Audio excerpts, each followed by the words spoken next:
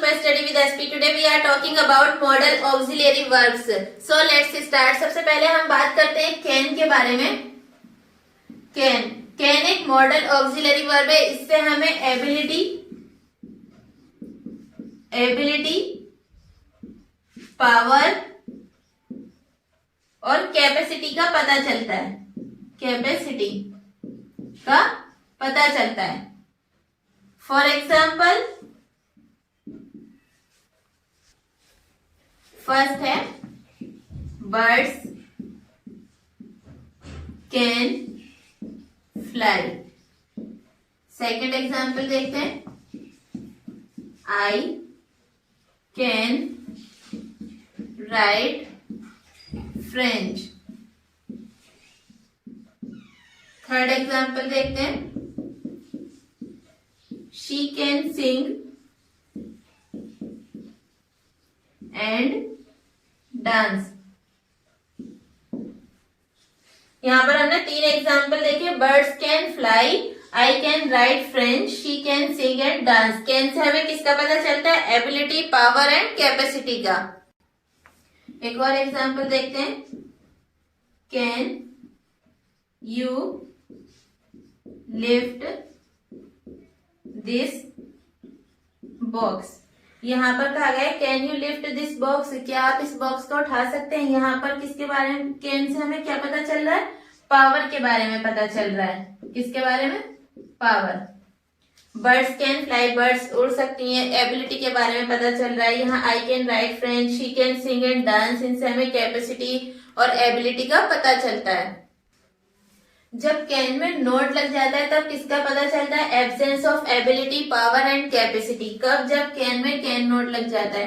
Can note इस तरह लिखा जाता है, इसमें बीच में स्पेस हम नहीं देते हैं. फॉर एग्जाम्पल द ब्लाइंड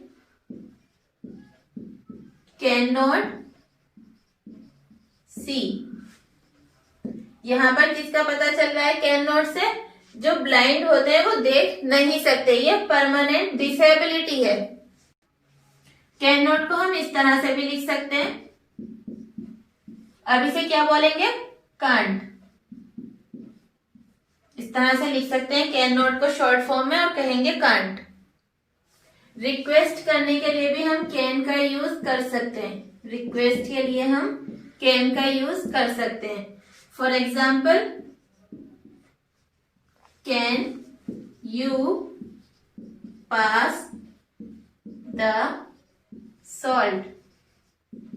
यहाँ पर नमक को पास करने के लिए कहा गया, रिक्वेस्ट की जा रही है can you pass the salt. तो हमें कैन से क्या पता चलता है कि हम कैन का यूज रिक्वेस्ट के लिए भी कर सकते हैं. सेकेंड है जो कि बहुत ज्यादा यूज होता है, कॉमन है. Can you help me. अभी हमने देखा हम रिक्वेस्ट के लिए कैन का यूज कर सकते हैं. बिल्कुल उसी तरह हम ऑफर के लिए भी कैन का यूज कर सकते हैं. For example can I carry your bags. Can I carry your bags. यहाँ पर ये पूछा जा रहा है क्या मैं आपका बैग उठा सकता हूँ? तब यहाँ पर ऑफर की जा रही है. Can I carry your bag. Second example देख सकते हैं. Can I make tea for you. यहाँ पर चाय बनाने के लिए पूछा जा रहा है can I make tea for you. तो इससे हमें क्या पता चल रहा है? Can say first and second example में ऑफर के बारे में पता चल रहा है. और कहाँ पर यूज कर सकते हैं? कैन से हमें ऑर्डर के बारे में भी पता चलता है. For example when you have finished cooking, you can clean the kitchen. You can clean the kitchen. When you have finished cooking, you can clean the kitchen. यहाँ पर can से हमें ऑर्डर के बारे में पता चल रहा है. जब कुकिंग हो जाए तब किचन को साफ कर देना. नेक्स्ट पॉइंट देखते हैं कि कैन से हमें पॉसिबिलिटीज के बारे में भी पता चलता है. पॉसिबिलिटीज। हमने क्या क्या देखा? कैन से हमें रिक्वेस्ट के बारे में पता चलता है, ऑफर के बारे में, ऑर्डर और possibilities. For example, accidents can happen to anyone. हादसा किसी के साथ भी हो सकता है। यहाँ पर कैन से हमें पॉसिबिलिटी का पता चल रहा है। एक और पॉइंट देखते हैं हम। कुछ इंटेरोगेटिव सेंटेंसेस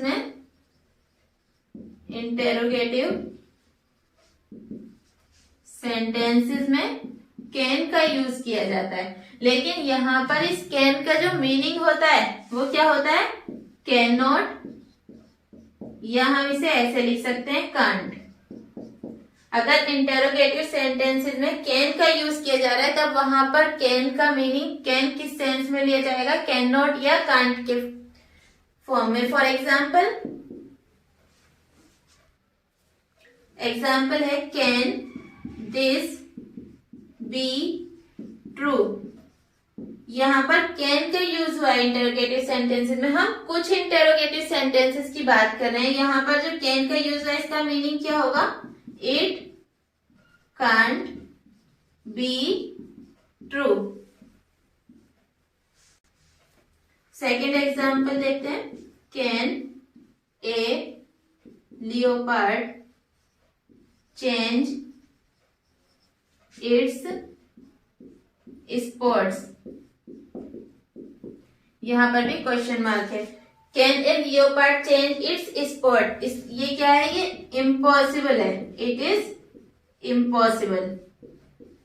ऐसे जो सेंटेंसेस होते हैं वो देखने में तो अफर्मेटिव लगते हैं। जैसे यहाँ पर हम देखेंगे can this be true, can a leopard change it's spot. ये देखने में तो अफर्मेटिव लग रहा है, लेकिन मीनिंग क्या होता है इनका? नेगेटिव में होता है, क्योंकि ये चीज पॉसिबल है ही नहीं। एक और पॉइंट देखते हैं। कैन के जगह पर, कैन के स्थान पर प्रेजेंट टेंस में बी प्लस एबल टू का यूज किया जा सकता है। For example, I can speak French. यहाँ पर हमने कैन का यूज किया। आई कैन स्पीक फ्रेंच, मैं फ्रेंच बोल सकती हूँ। अब हम इसे बी एबल टू का यूज करके भी लिख सकते हैं। आई एम, बी में क्या होता है? यहाँ पर हेल्पिंग वर्ब का यूज होता है। जैसे is, are, am present tense की बात हो रही है तब एम लगेगा, आई के साथ am. I am able to speak French. अब एक बार शॉर्ट में देख लेते हैं। कैन से हमें ability, power, capacity, request, offer, order, possibilities के बारे में पता चलता है। एक और पॉइंट है, यहाँ पर कुछ इंटेरोगेटिव सेंटेंसेस में कैन का यूज होता है, लेकिन वहां पर कैन का जो मीनिंग होता है वो कैन नॉट होता है। ऐसे जो सेंटेंसेस होते हैं वो देखने में अफर्मेटिव लगते हैं, लेकिन उनका जो सेंस होता है वो नेगेटिव होता है, और क्योंकि वो पॉसिबल नहीं होते तब वहां पर कैन का क्या यूज होता है? कैन नॉट या कांट कह सकते हैं। कब देखने में अफर्मेटिव सेंटेंस लेंगे, लेकिन सेंस उनका नेगेटिव होगा। ऐसे ही कैन का यूज प्रेजेंट टेंस में हम कैन की जगह पर बी प्लस एबल टू का यूज कर सकते हैं। जैसे कि एग्जाम्पल ये लिखा हुआ आई कैन स्पीक फ्रेंच, यहाँ पर हम कह सकते हैं I am able to speak French. अब हम बात करते हैं कुड के बारे में।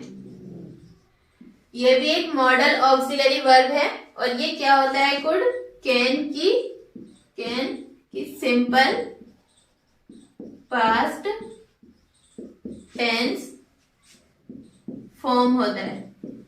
कैन का जो सिंपल पास्ट टेंस फॉर्म होता है वो कुड होता है। कुड से भी हमें एबिलिटी, पावर, कैपेसिटी,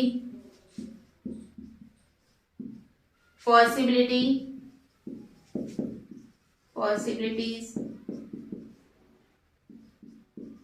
और परमिशंस के बारे में पता चलता है। जब हम रिक्वेस्ट करते हैं तब रिक्वेस्ट के लिए कुड का यूज कर सकते हैं। कैन की जगह पर कुड का यूज कर सकते हैं। For example, could you pass the salt.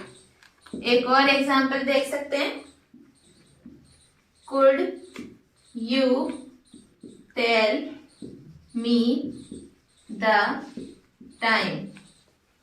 यहां पर हमने कुड का यूज किया है। कुड कैन की कंपेयर में ज्यादा पोलाइट होता है। कुड से पोलाइट रिक्वेस्ट का पता चलता है क्योंकि ये कैन की कंपेयर में ज्यादा पोलाइटली होता है। हम कैन भी कह सकते हैं, can you pass the salt, can you tell me the time. लेकिन अगर हमें किसी से बहुत ज्यादा पोलाइटली कुछ पूछना हो या पोलाइटली रिक्वेस्ट कर रहे हैं हम, तब हम कैन की जगह पर कुड का यूज करें। अब तीसरा मॉडल वर्ब मे है, इसके बारे में बात करते हैं। मे का यूज कहाँ किया जाता है? प्रेजेंट टेंस और फ्यूचर टेंस में। प्रेजेंट और फ्यूचर टेंस में मे का यूज किया जाता है। में से हमें किस किस चीज का पता चलता है? परमिशन का, परमिशन। सेकंड है पॉसिबिलिटी, संभावना। और थर्ड है अनसर्टेनिटी, अनिश्चितता का पता चलता है। परमिशन, पॉसिबिलिटी और अनसर्टेनिटी का पता हमें में से चलता है। इससे अलग हमें में से प्रबल इच्छा, आशीर्वाद या मनोकामना का भी पता चलता है। मनोकामना का भी पता चलता है। फॉर एग्जाम्पल,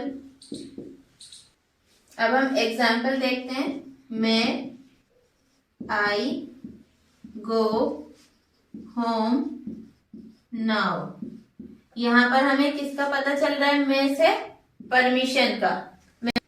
सेकंड एग्जाम्पल है ही मे बाय ए कार। यहां पर कार खरीदने की पॉसिबिलिटी के बारे में पता चल रहा है।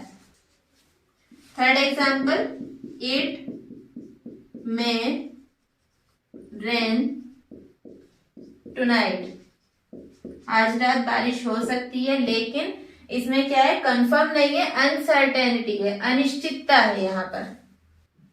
फोर्थ एग्जाम्पल देखते हैं। मैं गॉड ब्लेस यू। यहाँ पर हमें इस सेंटेंस से क्या पता चल रहा है? मे गॉड ब्लेस यू से प्रबल इच्छा, आशीर्वाद या मनोकामना के बारे में यहाँ पता चल रहा है। इससे रिलेटेड हम एक और एग्जाम्पल देख लेते हैं। May you live long. अब हम फोर्थ मॉडल वर्ब माइट के बारे में बात करते हैं। माइट, माइट मे का सिंपल पास्ट फॉर्म है। किसकी? मे की।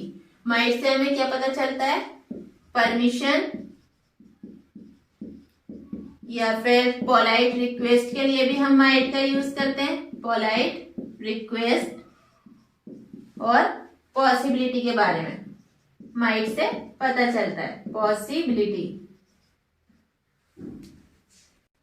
अब इसकी कुछ एग्जाम्पल देखते हैं। फर्स्ट है might I use your pen. यहाँ पर हमें परमिशन के बारे में पता चल रहा है इस सेंटेंस से। Might I use your pen. Second example, might I say a word. Third example, might I see your book. इनसे हमें क्या पता चल रहा है? परमिशन और रिक्वेस्ट के बारे में पता चल रहा है। Might I use your pen, permission के बारे में पूछा गया, क्या मैं आपका पेन यूज कर सकती हूँ। माइट आई से वर्ड, हम किसी से पोलाइटली पूछ रहे हैं कि क्या हम आपसे कुछ कह सकते हैं। Might I see your book.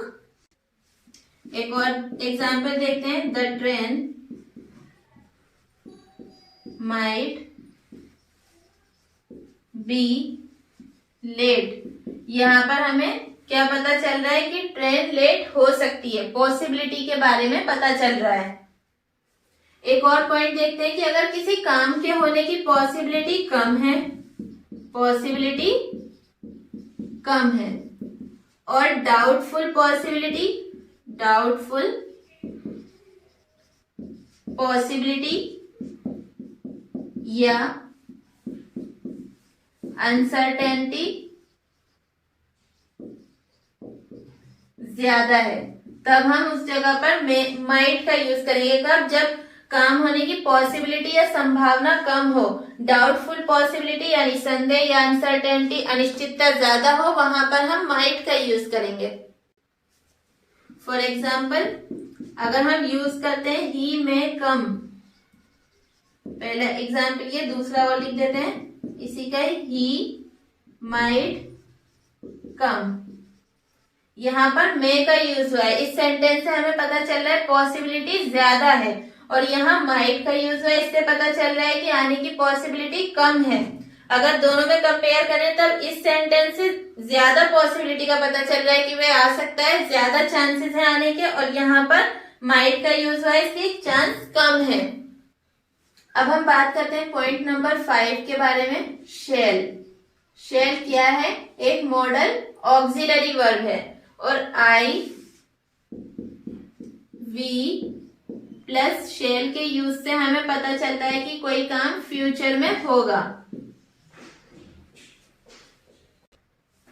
For example we shall arrive tomorrow.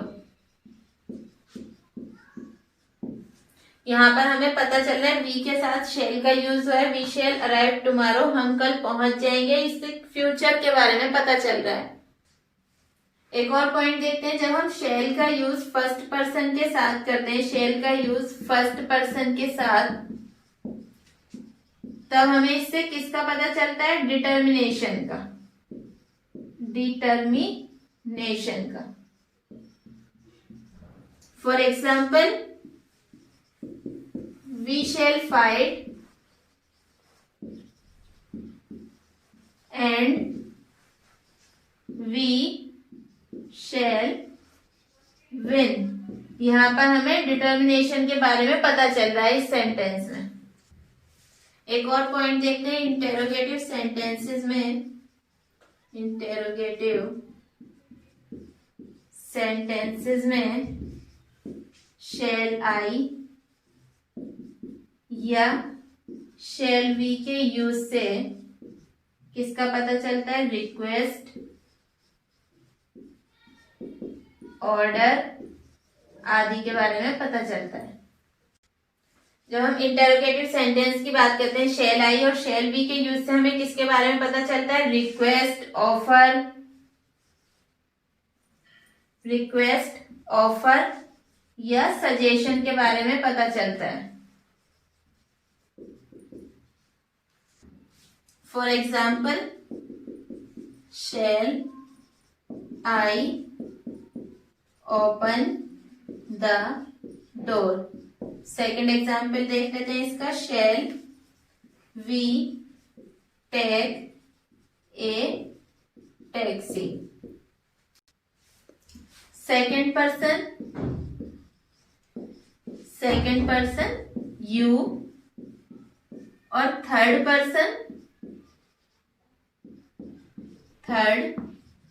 Person he, she, it। दे के साथ जब हम शेल का यूज करते हैं, इन सेकंड पर्सन और थर्ड पर्सन के साथ जब हम शेल का यूज करते हैं, तब इससे क्या पता चलता है? कमांड के बारे में, कमांड या आदेश के बारे में इससे पता चलता है। For example you shall go at once. Second example देखते हैं, he shall carry out my instructions. इन दोनों सेंटेंसेस से हमें क्या पता चल रहा है? कमांड या आदेश के बारे में पता चल रहा है। एक और पॉइंट देखते हैं, यू, ही, शी, इट, दे यानी सेकंड पर्सन और थर्ड पर्सन के साथ जब हम शेल का यूज करते हैं, तब हमें इससे प्रोमिस के बारे में भी पता चलता है। प्रोमिस, फॉर एग्जाम्पल, इसको भी एग्जाम्पल से देख, you shall get your salary. यहाँ इस सेंटेंस से हमें क्या पता चल रहा है? प्रॉमिस के बारे में पता चल रहा है। You shall get your salary. Second person और थर्ड पर्सन में शैल के यूज से हमें थ्रेट या धमकी के बारे में भी पता चलता है। थ्रेट या धमकी, हमने किस किस के एग्जाम्पल देखे? प्रॉमिस, आदेश। अब हम बात कर रहे हैं थ्रेट या धमकी के बारे में। For example, he shall be dismissed for his conduct। इस सेंटेंस से क्या पता चल रहा है? थ्रेट या धमकी के बारे में कि he shall be dismissed for his conduct। आजकल अमेरिका में first person I, we, second person you, third person he, she, it, they के साथ विल का यूज होता है और ब्रिटेन में भी अब ऐसा ही यूज होने लगा है। लेकिन फर्स्ट पर्सन में कौन सा होता है? आई और वी में। फॉर्मल इंग्लिश में अभी आई और वी के साथ शेल का यूज ही एक्सेप्टेड है, लेकिन आम बोलचाल में अब first, second and third person सभी के साथ विल का यूज करने लगे हैं। अब हम 6 मॉडल वर्ब शुड के बारे में बात करते हैं। शुड भी एक मॉडल ऑक्सिलरी वर्ब है और शुड से हमें किसके बारे में पता चलता है? ड्यूटी या मॉरल ऑब्लिगेशन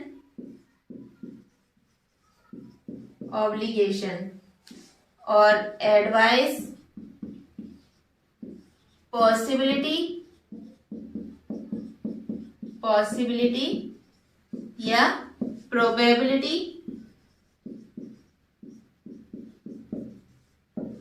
फोर्थ है अनरियल या इमेजिनरी कंडीशंस। अनरियल या इमेजिनरी कंडीशंस के बारे में पता चलता है। फर्स्ट एग्जांपल देखते हैं। We should respect for our parents. इस सेंटेंस से हमें क्या पता चल रहा है? ड्यूटी या मॉरल ऑब्लिगेशंस, नैतिक आभार के बारे में। सेकंड है you should take regular exercise. अब एक बार दोनों सेंटेंस देख लेते हैं। We should respect our parents, इस सेंटेंस से हमें ड्यूटी या मॉरल ऑब्लिगेशंस, नैतिक आभार के बारे में पता चल रहा है। सेकंड एग्जांपल है you should take regular exercise, यहाँ पर एडवाइस दी जा रही है, एडवाइस। थर्ड एग्जांपल देखते हैं। India should win the match, यहाँ पर हमें पॉसिबिलिटी के बारे में पता चल रहा है इस सेंटेंस से। नेक्स्ट एग्जांपल देखते हैं, fourth. If I were you I should accept the post, accept the post. इस सेंटेंस से हमें अनरियल या इमेजिनरी कंडीशंस के बारे में पता चल रहा है। एक और देखते हैं हम। शेल से हमें किसी बात की ज्यादा पॉसिबिलिटी के बारे में बात पता चलता है। अगर किसी सेंटेंस में शेल का यूज है तो वहां पर पॉसिबिलिटी ज्यादा है, पॉसिबिलिटी ज्यादा है। वहीं अगर सेंटेंस में शुड का यूज हुआ है तब पॉसिबिलिटी कम है। शुड का यूज होने पर पॉसिबिलिटी कम है। तब शुड से हमें किसके बारे में पता चलता है? कम पॉसिबिलिटीज के बारे में पता चलता है। For example, I shall be happy to meet Mukul. इस सेंटेंस में हमने shall का यूज हुआ है तो यहाँ पर पॉसिबिलिटी ज्यादा है। नेक्स्ट एग्जाम्पल देखते हैं। I should be happy to meet Mukul. Second sentence में शुड का यूज हुआ है। शुड का यूज होने से यहाँ पर पॉसिबिलिटी कम है, संभावना कम है। अब हम 7th पॉइंट के बारे में बात करते हैं। विल। विल भी एक मॉडल ऑक्सिलरी वर्ब है। विल का यूज जब आई और वी के साथ किया जाता है, आई वी के साथ, विल के यूज से क्या पता चलता है? विलिंगनेस, प्रॉमिस, इंटेंशन और थ्रेट, धमकी। दूसरा पॉइंट देखते हैं। जब सेकंड पर्सन में कौन आता है? यू। और थर्ड पर्सन में क्या होता है? ही, शी, इट, दे के साथ विल का यूज किया जाता है। तब इससे पता चलता है कि कोई काम जनरली फ्यूचर में होगा, फ्यूचर में। लेकिन वहीं पर फर्स्ट पर्सन आई और वी के साथ जब विल का यूज करते हैं तब हमें पता चलता है विलिंगनेस, इच्छा, प्रॉमिस, वादा, इंटेंशन, इरादा, थ्रेट और धमकी के बारे में। अब हम विलिंगनेस या इच्छा से रिलेटेड एक एग्जाम्पल देखते हैं। All right, I will come with you. Promise से रिलेटेड एग्जाम्पल देखते हैं। I will certainly attend the meeting। Intention से रिलेटेड एग्जाम्पल देखते हैं। From Delhi we will go to Kashmir. अब थ्रेट या धमकी से रिलेटेड एक एग्जाम्पल और देखते हैं। We will teach you a lesson.